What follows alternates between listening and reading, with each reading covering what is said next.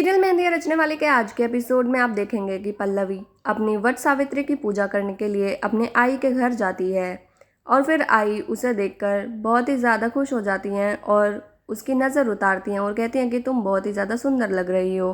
फिर पल्लवी आई को बताती है कि आई ये थाली मेरे लिए राघव ने सजाई है। फिर उसको देखकर आई बहुत ही ज़्यादा खुश हो जाती हैं और पल्लवी को कहती हैं कि इस वट सावित्री के व्रत के बाद तुम दोनों के बीच में प्यार और भी बढ़ जाए और कोई तीसरा तुम्हारे बीच कभी ना आ पाए। इतने में ही मानसी वहाँ आ जाती है और वो पल्लवी को देखकर जल भुन जाती है। फिर वो अपनी आई से आकर कहती है कि आई वट सावित्री की कथा कब स्टार्ट होगी। तो वो कहती है कि अभी थोड़ी देर में ही स्टार्ट होने वाली है।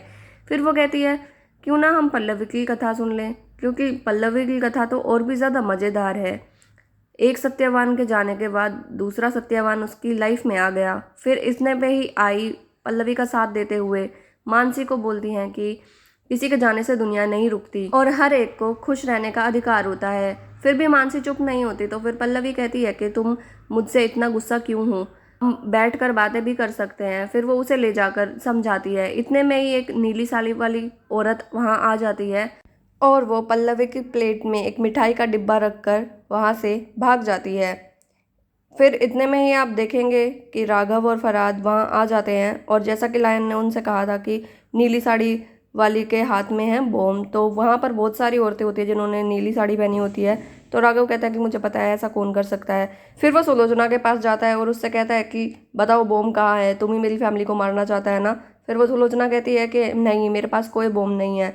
इतने में ही उसे पल्लवी की थाली में एक मिठाई का डिब्बा दिख जाता है। फिर वो कहती है अरे यहाँ पे ये पहले तो नहीं था, अब कैसे आ गया एकदम से। फिर राघव उस मिठाई के डिब्बे को उठाकर फेंक देता है और इतने में ही उसे वो औरत दिख जाती है और फिर वो उस औरत के पीछे भागता हुआ जाता है। फिर सुलोचना आई से कहती है कि ये देखिए, मैं उसकी सास हूँ लेकिन उसने मेरे साथ इतना बुरा किया।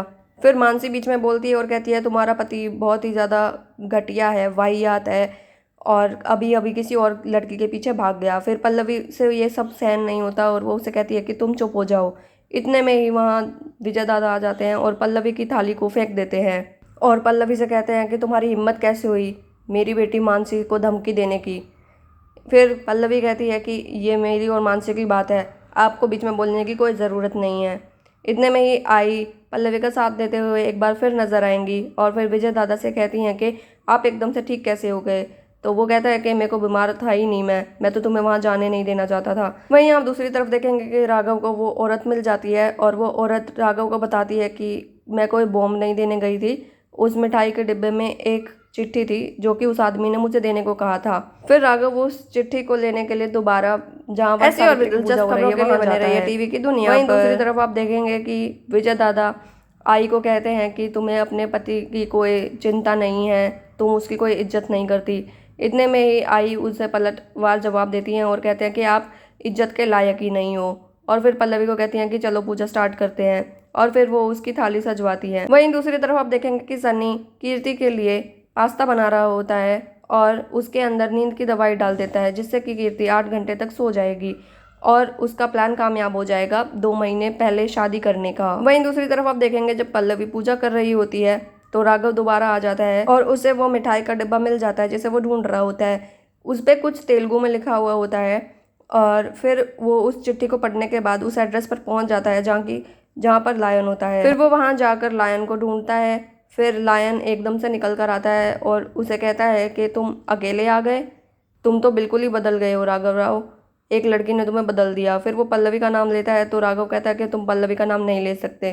फिर कहता है कि मुझे पता ही था, तुम बिल्कुल ही बदल चुके हो। फिर वो कहता है कि बैठ जाओ राघव राव। फिर वो बैठ जाता है।